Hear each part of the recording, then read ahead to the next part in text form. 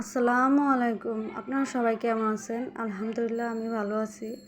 আজকে আপনাদের বাজার ছেঁচা মাংস কীভাবে রান্না করে আপনাদের তা দেখাবো।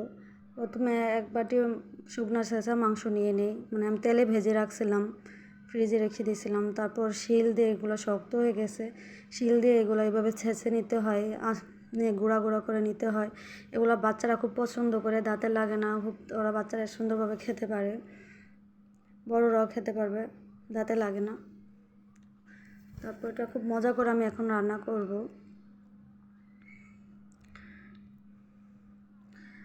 তো প্রথমে আমি এখানে সব কিছু একসাথে নিয়ে নিই। মরিচ 4 চামচ, তারপর তেজপাতা, এলাচ, দারচিনি, লং, গোলমরিচ, তারপরে জিরা গুঁড়া এখানে 1.5 চামচ, হলুদ গুঁড়া 2 চামচ, আর ধনিয়া গুঁড়াও 1.5 চামচ।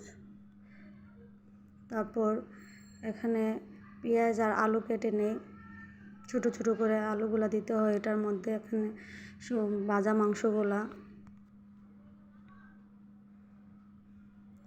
তারপর চুলার মধ্যে একটা ফ্রাই প্যান বসিয়ে দিলাম। ফ্রাই প্যানের মধ্যে আমি তেল দিয়ে দিই। তেলটা যখন গরম হয়ে আসে তখন আমি আলু আর পেঁয়াজ একসাথে দিয়ে আমি সবগুলো একসাথে আমি ভাজি করে নেব, আলু আর পেঁয়াজ।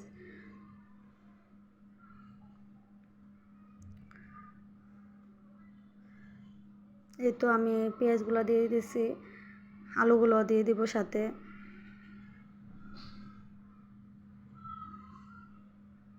সবগুলো একসাথে দিয়ে দিব।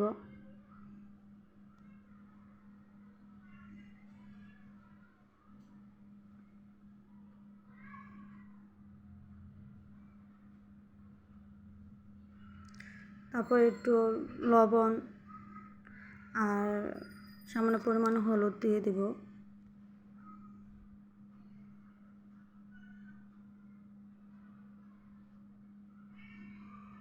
দিয়ে ভালো করে মিশিয়ে নিয়ে এখন আমি কিছুক্ষণের জন্য ওগুলো ভেজে নিব।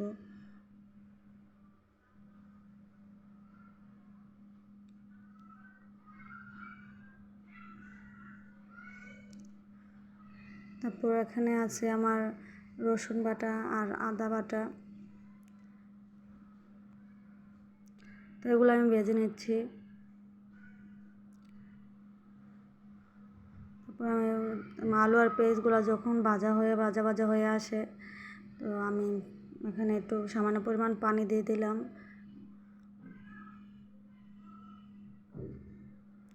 দিয়ে এখানে আমি রসুন আর আদা পেস্ট করা সব কয়টা দিয়ে দিব।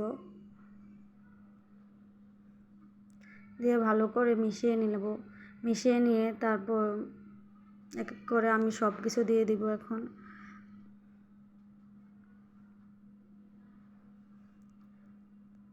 প্রথমে তেজপাতা, এলাচ, দারচিনি সব কটা দিয়ে দিচ্ছি।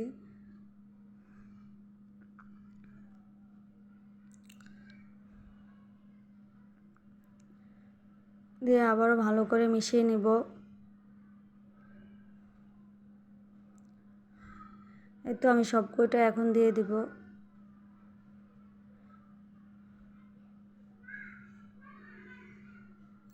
সব কয়টা দেওয়ার পর ভালো করে নেড়ে চেড়ে মিশিয়ে নিব। তারপর আমি এখন শুকনো মাংসটাও দিয়ে দিব, ভাজা মাংস, এটাকে আমি শুকনো মাংস বলি। মিশিয়ে নিয়ে তারপর এটা আমি কষিয়ে নিব। 10 মিনিটের মতো কষাবো মাংসটাকে। এই মাংসটা প্রথম সিদ্ধ করে তারপর এটা কুচি কুচি করে কেটে মাংসগুলো ভাজতে হয়। তো ভাজার পর তারপর আমি ফ্রিজে রেখে দিই। তার যখন মন চায় তারপর এগুলোকে ছেঁচে, পাটাশিল দিয়ে ছেঁচে এগুলো এভাবে রান্না করা হয়। তারপর একটা লেবুর পিস একটু দিয়ে দিই, লেবুর রস চেপে, কারণ এটা খুব, লেবুটা দিলে খুব ভালো লাগে টেস্টটা।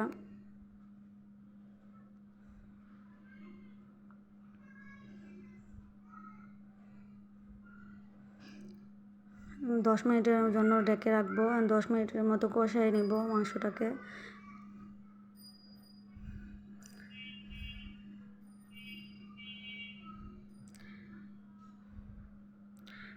তারপর যখন কষানোটা যখন শেষ হয়ে আসবে 10 মিনিট পর,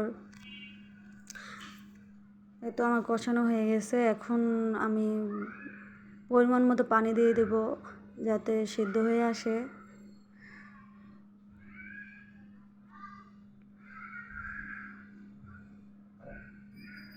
মাংসটা শুকনো শুকনো রাখলে ভালো লাগে, ঝোল দিলে ভালো লাগে না, কারণ যেন সামান্য পরিমাণ পানি দিছি। এই তো প্রায় সিদ্ধ হয়ে আসছে দেখলাম। মাশাআল্লাহ, দেখেন আমার তরকারিটা হয়ে গেছে। সবাই যদি ভালো লেগে থাকে, সবাইকে আসসালামু আলাইকুম।